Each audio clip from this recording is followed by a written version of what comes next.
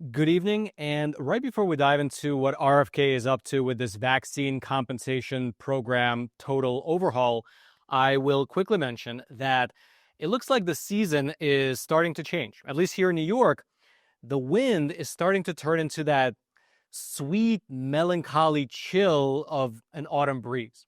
However, the last vestiges of summer are still here in the form of the end of summer sale that the Epoch Times is currently having on subscriptions. Right now, you can subscribe for just 50 cents a week for the whole year.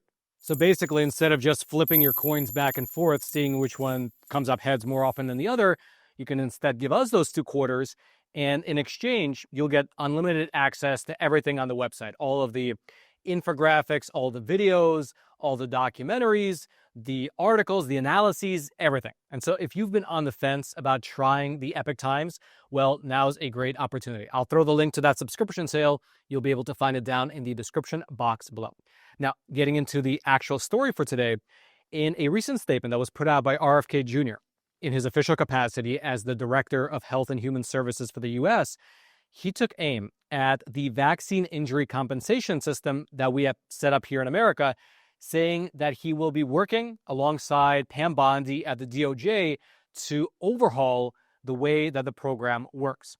Let's go through what the program is, what VICP actually is, how it was set up back in the 80s, as well as the criticism that RFK has for it. And I'll quickly mention, just because I feel like I have to, I don't have an opinion on this subject. And I'm definitely not advocating for one side over another. I'm simply reporting to you what the Secretary of Health and Human Services for the United States is saying in his official capacity, without any commentary at all. And so with that second caveat out of the way, let's actually dive into what RFK said in his statement. And he began that statement by offering a brief history of how the current system actually came to be. Quote, "The 1986 Vaccine Act gave vaccine makers immunity against lawsuits by children who suffer vaccine injuries. The statute and numerous subsequent court decisions recognize that vaccines, like all medicines, are, in the words of the American Academy of Pediatrics case, unavoidably unsafe, and that a percentage of vaccinated children will suffer injuries or death." Now, just to pause here for a super quick moment, that term that he has here in quotation marks, unavoidably unsafe, that phrase in this statement comes from a court document that was submitted to the U.S. Supreme Court on behalf of the American Academy of Pediatrics in the year 2011. The Supreme Court case involved a young girl who was apparently injured by a DTP vaccine, and her parents were suing the vaccine manufacturer. However, the vaccine manufacturer in the case, they were arguing that they were actually shielded from all such lawsuits, and we'll get to why exactly they were shielded in a moment. But in this case, the American Academy of Pediatrics, they sent in an amicus letter as basically an expert on the subject in support of the position of the vaccine manufacturer. And in it, the American Academy of Pediatrics wrote this in part, quote, "By eliminating the threat of most lawsuits, the Vaccine Act has prevented manufacturers from abandoning the vaccine market, thus ensuring a stable supply of vaccines. Case-by-case consideration of whether vaccines are unavoidably unsafe, on the other hand, would undoubtedly increase the costs and risks associated with litigation and would undermine a manufacturer's efforts to estimate and control costs. Thus, adoption of petitioners, meaning the girl's and her parents' interpretation, would create the very real possibility that vaccine manufacturers will, once again, abandon or be forced to consider abandoning the vaccine market."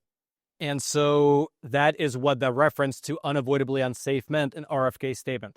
There's apparently a bit more history to that phrase as well, I should mention.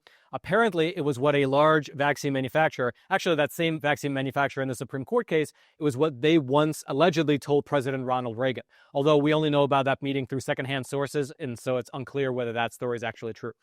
Regardless, though, that's the history of that phrase. Now, getting back to the statement that RFK put out, he went on to say that because vaccine manufacturers were shielded from lawsuits with this immunity, the U.S. Congress set up what's known as the VICP, a compensation program. Quote, Congress, therefore, simultaneously created the Vaccine Injury Compensation Program, otherwise known as the VICP, which obliged the HHS to compensate injured children. In the words of then Labor and Public Welfare Committee Chairman Senator Edward Kennedy, when children are the victims of an appropriate and rational national policy, a compassionate government will assist them in their hour of need. RFK then went on in his statement to give a quick summary of how the VICP program actually works in practice. Quote, under the VICP, vaccine victims can petition for compensation to the so-called vaccine court, which pays out awards from a trust fund endowed by a 75-cent surcharge on every vaccine. Congress intended that injured children be compensated quickly and fairly for injuries either presumed or proven to be causally connected to vaccines, with doubt about causation resolved in the favor of the victim. And so indeed, just as RFK laid out here, the VICP program is funded directly by the pharmaceutical companies in the form of a 75-cent tax on each vaccine dose that they administer. And if a person's claim is actually approved by the court, the VICP program, it covers things like past and future healthcare costs, it covers pain and suffering, it covers lost earnings, as well as attorney fees. And as of today, August 2025, the VICP program has paid out roughly $5.4 billion to approximately 12,000 claimants. And if you do the math, it means that the average payout per successful claim is just a little bit shy of $500,000. However, RFK continues to lay out several problems with the system as it currently operates. The first problem he lays out, it's not really a technical problem, it's more foundational. His first criticism is basically on how the whole VICP system is actually set up. Quote, the structure itself hobbles the claimants. The defendant is HHS, not the vaccine makers, and claimants are therefore facing the monumental power and bottomless pockets of the U.S. government represented by the Department of Justice. Furthermore, most of the special masters oversee the vaccine court, they come from the government, legal or political post, and typically display an extreme bias that favors the government side. There is no discovery, and the rules of evidence do not apply. The government lawyers do not allow children's attorneys access to the Vaccine Safety Data Link, a taxpayer-funded CDC surveillance system that houses the best data on vaccine injuries. Attorney compensation is in the hands of notoriously biased special masters and often hostile government attorneys who can leverage this power to turn the petitioner attorneys against their clients' interests.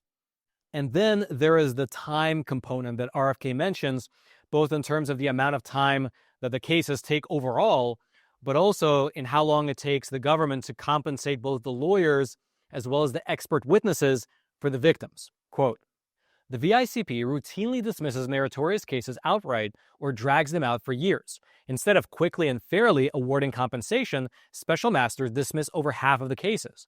Most of those that proceed typically take 5+ years to resolve, with many languishing for more than 10 years as parents struggle to care for children suffering with often extreme disabilities. Petitioners' attorneys complain that the special masters make punitive downward adjustments to attorneys' fees and medical experts' fees to punish effective advocacy. Expert witnesses for injured children complain that they suffer intimidation and even threats that they will lose professional status or NIH funding if they testify for injured children. The government pays its own medical expert witnesses promptly while simultaneously slow-walking the payments for petitioners' experts, sometimes for years. All right, just to pause here for a super quick moment, I'd like to introduce our sponsor and my own personal gold dealer, American Hartford Gold. Now, as soon as the latest round of tariffs hit, almost immediately, the stock market hit some serious waves, we could say. It became super turbulent, very volatile, and of course, these conditions don't just affect Wall Street, they affect all of us with our investments and our retirement accounts. That's why I want to introduce a company that I trust and I use myself to help secure my own savings, American Hartford Gold. They specialize in helping Americans move their assets into something tangible, something you can actually hold, physical gold and physical silver. Two precious metals that help me sleep better at night, knowing that I have a hedge against all those brilliant decisions being made over in Washington. Now, they have an A+ rating with the Better Business Bureau, they have thousands of 5-star reviews, and they make the whole buying process super simple. Your metals can be shipped directly to your doorstep, or you can transfer your current retirement account to a tax-advantaged gold IRA. And the best part is that right now, American Hartford Gold is offering an exclusive buy one, get one deal for my viewers. When you call them and mention my name, Roman, for every 1 ounce of gold that you purchase, you can get 1 ounce of free silver. And so take advantage of this special offer. Either call 866-242-2352 or simply text Roman to 65532. That's again, 866-242-2352 or text Roman to 65532. I'll also throw their information. It'll be down in the description box below. He then concluded his statement by saying that he'll be working alongside Pam Bondi in her official capacity as the Attorney General to fix these problems and basically overhaul the VICP system. Now, in terms of what that overhaul might actually look like, we'll just have to wait and see. There are some lawmakers in Congress who are currently pushing for various legal alterations to the system, such as this bill here that was introduced to the House by Congressman Paul Gosar of Arizona, which would effectively eliminate the liability shield for vaccine manufacturers altogether. However, realistically, there is little chance of such a bill making it all the way through the House and then also through the Senate. And so therefore, RFK Jr. is much better situated to try and fix the problems that he sees with the VICP system from the inside alongside Attorney General Pam Bondi. And so again, what that solution will actually look like, only time will tell. However, what we do know is that RFK Jr. will be devoting his full resources to this problem rather than spending, let's say, the last year or 2 years of his term at the HHS contemplating a next run for president.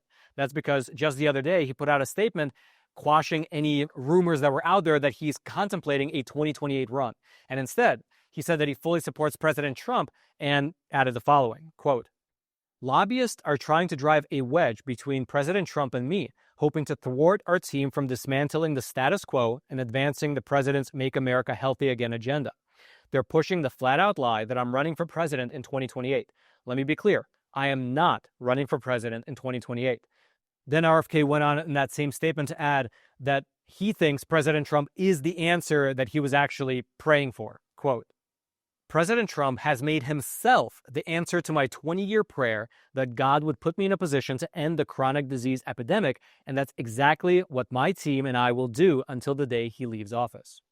And so there you have it. If you'd like to read that entire statement from RFK Jr. or that earlier statement, the one we went through regarding the VICP program, or also if you'd like some more resources about the history of the VICP program, some testimonies from the actual children who had to go through that whole process in order to get some kind of a payout, as well as just generally how the system works, I'm going to throw some resources down into the description box below if you want to dig a bit more into that system.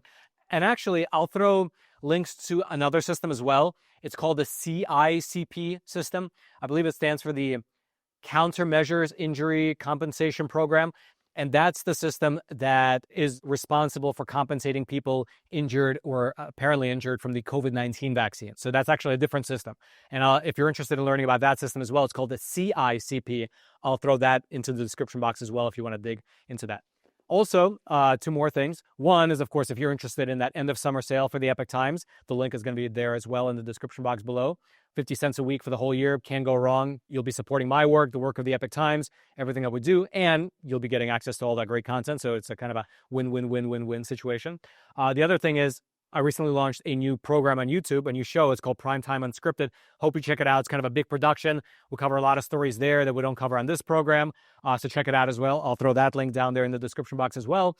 And then lastly, if you haven't already, smash those like and subscribe buttons so this video can reach ever more people. I know there's so many things for you to do. You got to click on that link, hit that button, subscribe to this thing. Listen, you don't have to do anything, honestly. I do hope you at least like the video. It does help, but you don't have to do anything. Just get informed. And that's it. Just take care of yourself and your children, and that's all I ask for. And until next time, I'm your host, Roman from the Epoch Times. Stay informed, and most importantly, stay free.